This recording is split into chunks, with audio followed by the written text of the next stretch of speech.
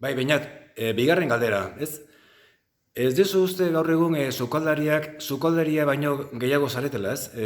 Eta gehien bat ODS eta nazio batuen konzeptu berri honetan, ez? Zoe dakazute almena zoen produktu erosteko eta nori erosteko, baina baita ere dakazute almena zoen mesua plazaratzeko, ez? Nola ikusten duzu guzti hau? Bai, esan beharreko asko daukagu, ez da, sukaldario gizarteari.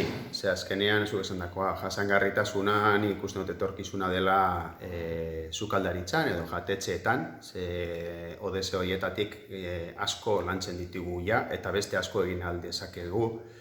Hortik, Jauregi-Barria kasuan edo nire kasuan, gabiltza lanean gabiltza ODS horiek hobetzen, egiten ditugu ja pila bat, berdintasuna edo eta beste erreziklaketa, bertako produktuak ingurukoa, jasangarritasun hori bermatzeko eta hobetzeko.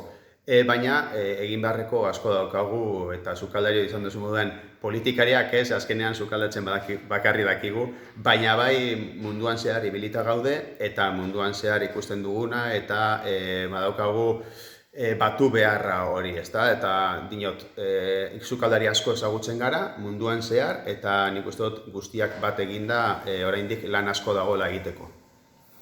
Eskerrik asko, Beñat.